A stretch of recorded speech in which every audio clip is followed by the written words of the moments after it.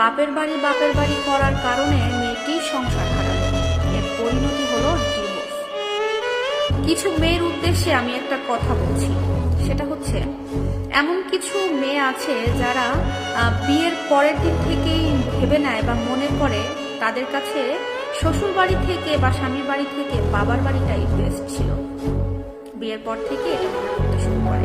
Definitely একটা ছেলে বা একটা মেয়ের জীবনে তার নিজের বাবার বাড়ি অবশ্যই বেস্ট থাকবে, কিন্তু এখানে ছেলেরা কিন্তু ছেলের বাড়িতে থাকতে পারে, কিন্তু আমাদের সমাজে মেয়েরা কিন্তু তার নিজের বাবার বাড়িতে সারা জীবন থাকতে পারে না। কারণ প্রত্যেকটা মেয়েকে কিন্তু একটা সময়ের পর বিয়ে করতে হয় এবং বিয়ের পরে তাকে চলে যেতে হয় তার শ্বশুর বাড়ি স্বামীর বাড়ি।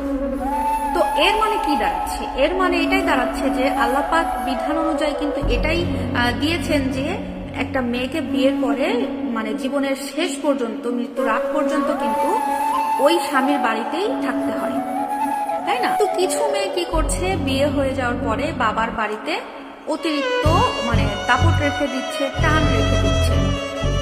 হ্যাঁ, আপনার টান থাকবে না কেন? বাবার বাড়িতে টান থাকবে, আপনি যাবেন, আপনি ঘুরতে যাবেন, হয়ে গেল। কিন্তু আপনার অতিরিক্ত টান থেকে যদি আপনার নিজের সংসারে অশান্তি তৈরি হয়, সেটা তো আসলে আপনার করা উচিত না। আপনার যদি বাবার বাড়িতে বড় ভাই ভাবি থাকে, আপনি সেখানে যাবেন, ঘুরতে যাবেন, আপনি তাদের কাছে এখন মেহমান। বিয়ে হয়ে যাওয়ার পরে একটা মেয়ে কিন্তু ভাই ভাবির কাছে বা বাবার বাড়িতে একটা মেহমান হয়ে যায়। তো অতিরিক্ত টান, এই জিনিসটা কিন্তু থাকা একদমই মেয়েদের জন্য খুবই খারাপ একটা বিষয়। বিয়ের পরে আপনি যদি আপনার বাবার বাড়িতে আপনার ভাই ভাবির কাছে গিয়ে 1 মাস থাকেন, মোটামুটি ঠিক আছে, তারা বিহেভিয়ার ঠিক রাখতে পারবে। কিন্তু আপনি 1 মাসের জায়গায় 2 মাস 3 মাস থাকলে কিন্তু তাদের বিহেভিয়ার অটোমেটিক্যালি চেঞ্জ হয়ে যাবে। ওই বাড়িতে যারা থাকবে আপনার সাথে কিন্তু কথা কাটাকাটি হবে বা আপনার সাথে তাদের কথা মিলবে না, মতামত মিলবে না, সেখানে কিন্তু তখন ঝামেলার সৃষ্টি হয়ে যাবে। কিন্তু কিছু মেয়ে কি করে থাকে, বিয়ের পরে বাবার বাড়িতে প্রচুর টান রাখে, মানে বারবার সেই বাবার বাড়ির এরিয়াতে গিয়ে ঘুরঘুর করে, দাপট রাখতে চায় বিয়ের পরেও।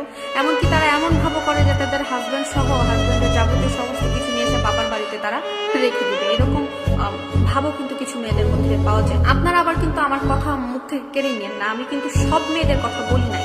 আমাদের সমাজে কিছু কিছু মেয়েদের এরকম হচ্ছে এবং আমরা চোখের সামনে সেটা দেখতে পাচ্ছি, তাই আপনাদের সাথে শেয়ার করা, যাতে অন্যান্য আপুরা বা মায়েরা বোনেরা এই ভুলটা না করে থাকে। আমাদের সমাজের যে নিয়ম, সেই নিয়মটা তো আমাদের মানতে হবে নাকি? একটা মেয়ে যদি চায় যে তার জামাইকে নিয়ে বাবার বাড়িতে থাকবে, আপনি সেখানে আপনার জামাইয়ের উপর দাপট দেখাবেন, আপনি তার উপরে ছুরি ঘোরাবেন বাড়ির সবাইকে নিয়ে, এটা তো হতে পারে না। তার আপনার স্বামীরও তো একটা আত্মসম্মান বোধ আছে, তাই না? আর সেও তো চাইতে পারে যে আপনাকে নিয়ে তার বাবা মায়ের বাড়িতে থাকবে। এটাই নিয়ম। একটা মেয়ে তো বিয়ের পরে তার স্বামীর বাড়িতেই মৃত্যুর আগ পর্যন্ত থাকবে, এটাই কিন্তু হয়ে আসছে বা হবে, যেটা নিয়ম সেটাই তো হবে, তাই না? আপনার যদি এতই বাবা মায়ের প্রতি টান থেকে থাকে বা বাবার বাড়িতে টান থেকে থাকে, তাহলে আপনি বিয়ে করলেন কেন? আপনি বিয়ে না করে আপনার বাবার বাড়িতে থেকে যেতে পারতেন। তারপরে আপনার বাবা মা তো চিরদিন বাঁচবে না, মারা যাবে। মারা যাওয়ার পরে আপনার ভাই ভাবি থাকবেন তাদের সাথে, দেখবেন ভাই ভাবির ব্যবহার কতদিন আপনার কপালে সয়, ভালো লাগে।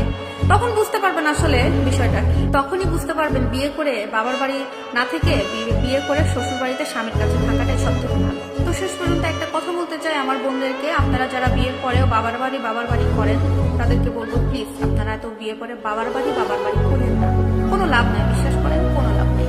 কারণ বিয়ের পরে একটা মেয়ে সত্যিকার অর্থে তার বাবার বাড়িতে একটা মেহমান ছাড়া কিছুই না। তো নিজেদেরকে বোঝার চেষ্টা করেন, যেটা আপনার আশ্রয়স্থল, যেখানে আপনার মৃত্যুর আগ পর্যন্ত থাকতে হবে, সেখানকার জায়গাটা আপনি একটু সুন্দর করে গুছিয়ে নেন, ভালো থাকবেন, অবশ্যই ভালো থাকবেন। তো যাই হোক, অবশ্যই আমার ভিডিওটা কেউ খারাপভাবে নেবেন না, ভালোর জন্য কথাগুলো বলেছি। তো ভালো লাগলে অবশ্যই লাইক কমেন্ট শেয়ার করবেন।